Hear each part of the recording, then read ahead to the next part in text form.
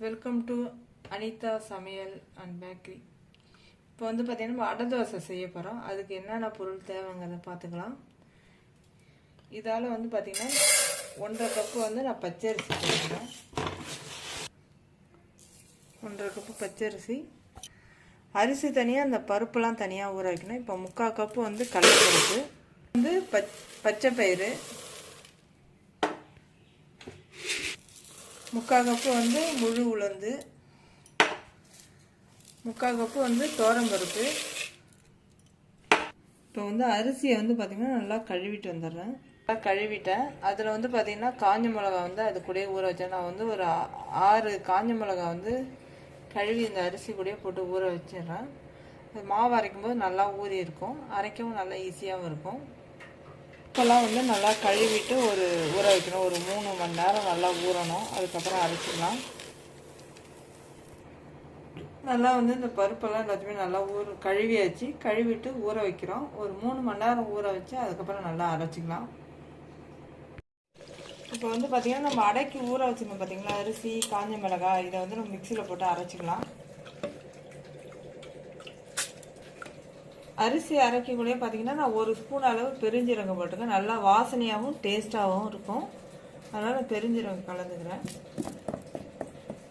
இதில் கொஞ்சோண்டு தண்ணி ஊற்றிக்கலாம் அரைக்கிறதுக்கு.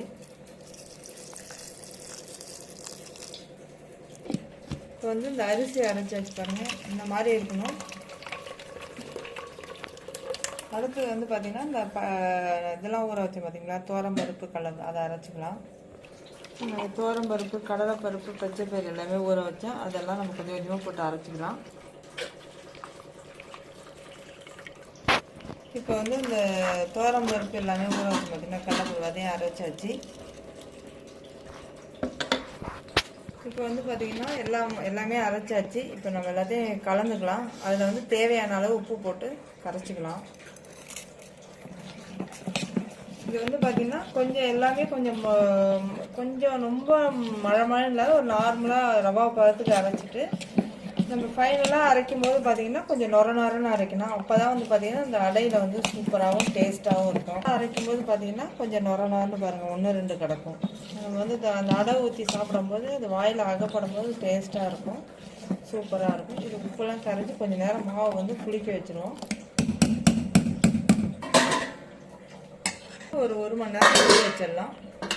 நம்ம அடை மாவு வந்து ரெடி ஆயிடுச்சு. இப்போ வந்து பார்த்தீங்கன்னா இதில் வந்து வெங்காயமும் பச்சை மிளகாவும் வதக்கி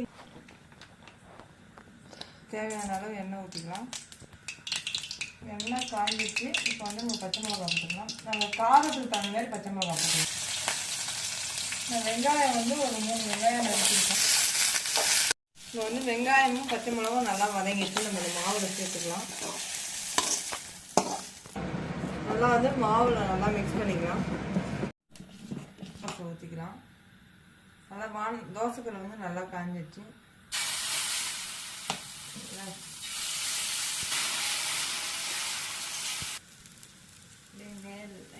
எண்ணெய் ஊற்றிக்கலாம். வந்து வெந்துருச்சு. நம்ம திருப்பி போட்டுக்கலாம். பார்க்க எவ்வளோ சூப்பராக இருக்குங்க. வந்து பாருங்கள், நல்லா வெந்துருச்சு. சூப்பராக இருக்குது, பார்க்கவும் கலர்ஃபுல்லாக இருக்குது. இது வந்து பார்த்திங்கன்னா ஒரு ஹெல்த்தியான ஒரு தோசை தான் இது. வச்சுக்கலாம். இதுக்கு வந்து பார்த்திங்கன்னா தேங்காய் சட்னி இல்லைன்னா பொட்டுக்கடலை சட்னி செம சூப்பராக இருக்கும், டேஸ்டியாகவும் இருக்கும். இதை நீங்கள் வீட்டில் செஞ்சு பார்த்துட்டு எப்படி இருக்குன்னு பார்த்து கமெண்ட் பண்ணுங்கள், லைக் பண்ணுங்கள், ஷேர் பண்ணுங்கள், சப்ஸ்கிரைப் பண்ணுங்கள். மறக்காத பெல் பட்டன் அழுத்த மறந்துடாதீங்க. தேங்க்யூ.